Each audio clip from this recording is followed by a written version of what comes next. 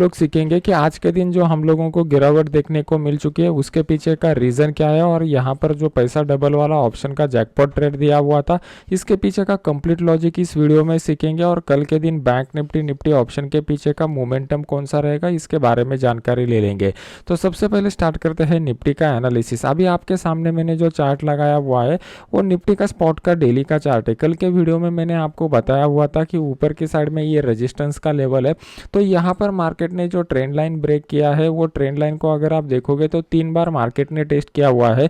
मैंने price action के कुछ रूल आपको सिखाए हुए थे कि जो भी ट्रेंड लाइन मल्टीपल बार टेस्ट हो जाता है वो मल्टीपल बार टेस्ट होने के बाद वीक हो जाता है, और फिर उसके बाद यहाँ पर हम लोगों को एक सेलिंग का पोजीशन मिला। इनिशियली यहाँ पर हम लोगों ने सेल किया हुआ था, जैकपॉट ट्रेड होने के कारण उसका जो स्टॉप लॉस था 0 का था। फिर ऊपर आने के बाद इस लेवल का जो 50% का रिट्रेसमेंट था वहाँ पर और मैंने क्वांटिटी ऐड कर लिया, और यहाँ पे इस लेवल के करीब हम लोगों ने टारगेट बुक कर लिया है।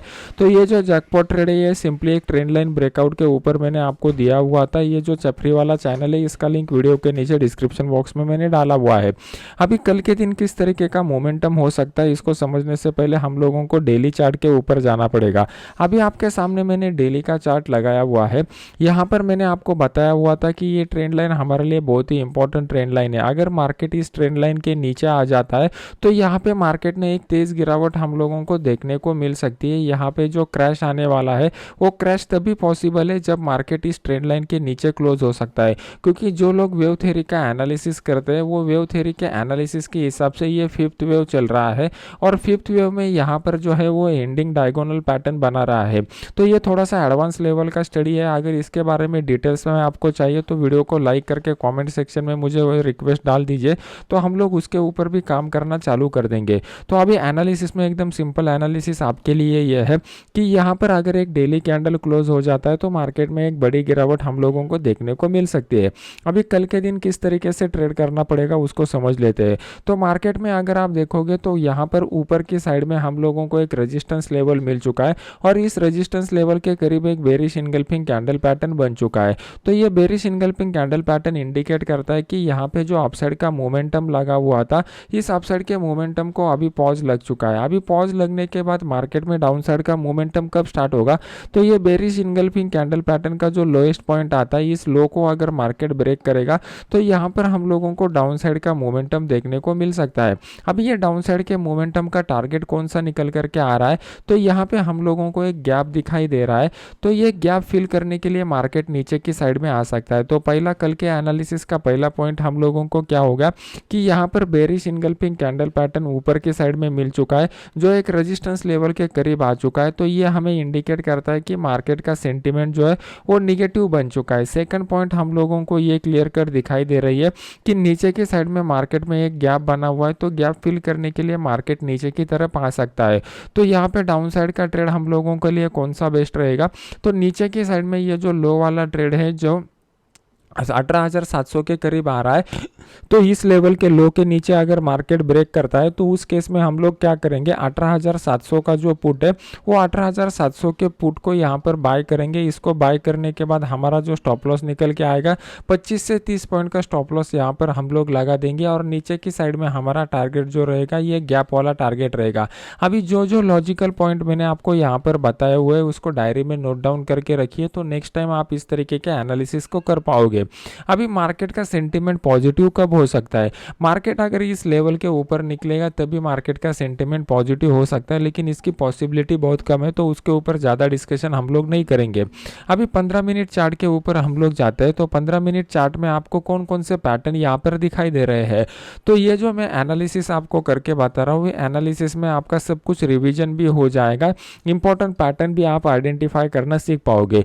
यहाँ पर देखोगे तो इनिशियली मार्केट ने एक वोलेटिलिटी दिखाई, फिर उसके बाद मार्केट ने जो डाउन साइड का मोमेंटम दिखाया, यहाँ पर एक पैटर्न आपके लिए बन रहा है।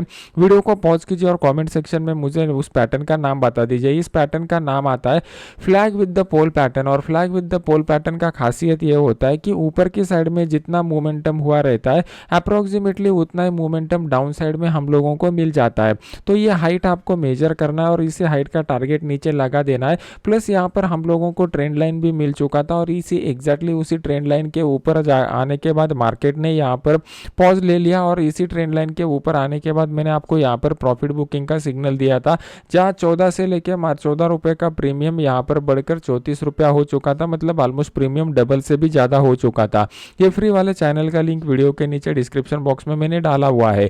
अभी कल के दिन हम लोगों को अपॉर्चुनिटी कब मिलेगा, इस लेवल के नीचे अगर मार्केट आना स्टार्ट हो जाता है तो हम लोग यहाँ पर ट्रेडिंग का अपॉर्चुनिटी ले सकते हैं।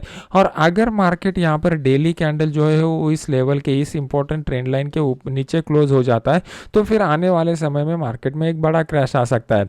अभी मार्केट को अगर ऊपर जाना है तो यहाँ पर और एक बार मार्केट को ट्रेंड लाइन को टच करके ऊपर जाने लगेगा, तब हम लोग अपसाइड का पोजीशन ले सकते हैं।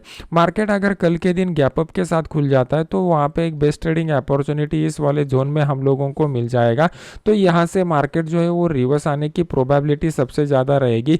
तो उस केस में हम लोग क्या कर सकते हैं, 18,700 का जो पुट है वो 18,700 के पुट को यहाँ पर बाय कर सकते हैं।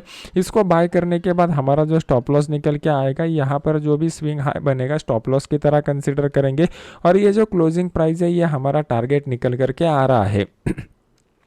अभी मार्केट को मैंने बहुत सारे पॉसिबिलिटीज आपको बता दिया, हाई प्रोबेबिलिटी ट्रेड बता दिया। अभी देख लेते हैं कि बैंक निफ्टी में किस तरीके का सिनेरियो यहाँ पर डेवलप हो रहा है।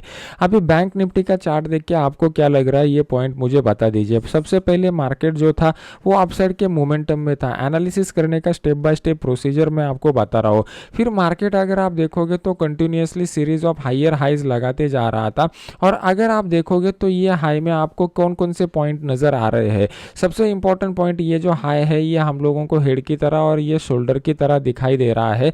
मार्केट अप ट्रेंड के एंड में ये पैटर्न बनाया हुआ है, तो यहाँ पर अगर हम लोग एक ट्रेंड लाइन ड्रॉ करते हैं तो हम लोगों को ये नेक लाइन मिल रहा है। तो अभी आपको कौन कौन से पॉइंट क्लियर हो गए। तो पहला मार्केट अप ट्रेंड में था, उसके बाद ये जो ट्रेंड चेंज वाला पैटर्न हम लोगों को ऊपर के साइड में दिखाई दिया हुआ है, इसको हेड एंड शोल्डर पैटर्न बोलते हैं। इसका नीचे की साइड का टारगेट जो है वो हाइट से कैलकुलेट किया जाता है। तो नीचे की साइड में कितना टारगेट आता है मुझे कॉमेंट सेक्शन में बता दीजिए। तो मार्केट अगर नीचे आता है तो ये टारगेट हिट कर सकता है। लेकिन सेकंड प्रॉब्लम क्या है इस चार्ट में, इसको समझने की कोशिश कीजिए। अगर हम लोग सपोर्ट रेजिस्टेंस लेवल ड्रॉ करते हैं तो आपको यहाँ पर दिखाई देगा कि मार्केट एक इंपॉर्टेंट सपोर्ट लेवल के करीब आकर रुका हुआ है। तो कल के दिन हमारा ट्रेडिंग स्ट्रैटेजी क्या रहेगा, मार्केट अगर यहाँ पर देखोगे तो एक क्रूशियल लेवल को ऑलरेडी ब्रेक कर चुका है।